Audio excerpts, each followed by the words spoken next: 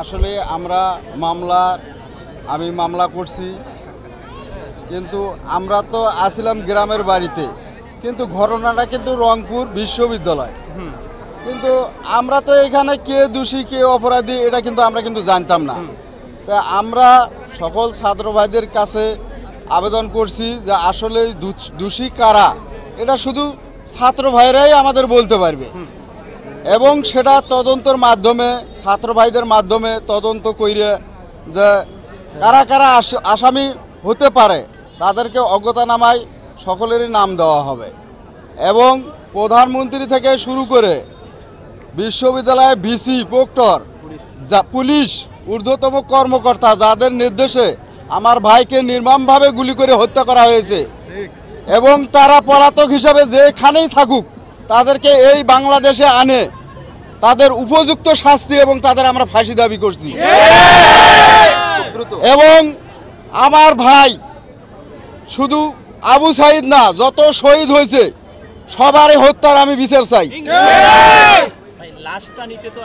আমি যখন রংপুর মেডিকেল বিশ্ববিদ্যালয়ে লাশ নিতে আসি তখন আমার যত পুলিশের চাপের মুখে 2.5 ঘন্টা গুম করে রাখা হয় আমাদের সাইদ ভাইয়ের লাশ, কিন্তু আমরা সেই লাশ খুঁড়তেও অনেক হয়রানি হয়েছি ছাত্র ভাইদেরকে নিয়ে, এবং শিক্ষকেরাও আছিল আমাদের সাথে কয়েকজন।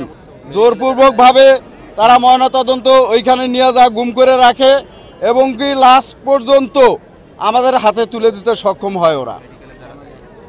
এবং মেডিকেলেও ওইখানেও ওরা আমাদেরকে খুব একটা চালাকির মাধ্যমে যা আমাদেরকে মেডিকেলের ভিতরে নিয়ে যাওয়া যে ছাড়পত্র তোমাদেরকে লাশ দেওয়া হবে, এইভাবে আমাদেরকে একটা হয়রানি করছে। আমাদেরকে ওইখানে নিয়ে যা লাশটা সাইদ ভাইয়ের লাশকে গুম করে রাখা হয়েছিল। আমি যখন রংপুর মেডিকেল বিশ্ববিদ্যালয় সাইদের লাশ যখন আমার হাতে আসে নাই তখন ওইখানে একটা তৈরি করছিল থানা থেকে, যেমন টিওনো, ওসি সাহেব এবং আওয়ামী লীগের বড় বড় নেতাকর্মীরা, তারা সেরকম একটা বাড়ির বাবা এবং চাচা অভিভাবক যারা আসিল বাড়িতে তাদের উপরে একটা চাপ সৃষ্টি করছিল। চাপ সৃষ্টি করার পরে ওরা আসলে বুঝতে পারে নাই যে এরা কি জন্য এরকম করতেছে। আমি এখান থেকে ফোন করে যখন বলে যে আমরা কি কবর খুঁড়বো, আমি বললাম যে লাশটা আমরা হাতে পাবো কি না পাবো, আমরা কার কবর খুঁড়বো, এই কথা আমি বলছি। তারপর বলছি যে আমি যে পর্যন্ত বাড়িতে না পৌঁছেছি সে পর্যন্ত কোনো কার্যক্রম নিবা না, এই কথা আমি বলি।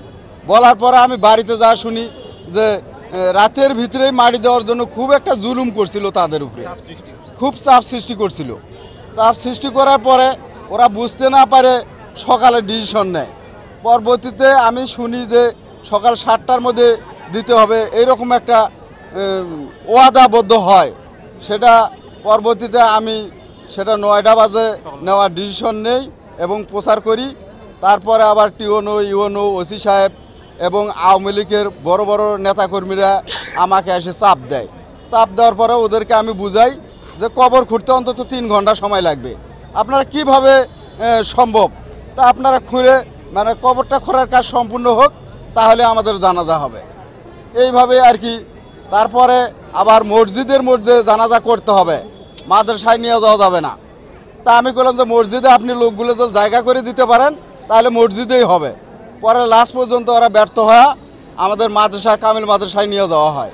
ওইখানে ছাত্র ভাইয়েরা 15 মিনিট সময় চাইছিল, কিন্তু ওরা তার জন্যেও অনেক জুলুম অত্যাচার করছে আওয়ামী লীগের নেতাকর্মীরা।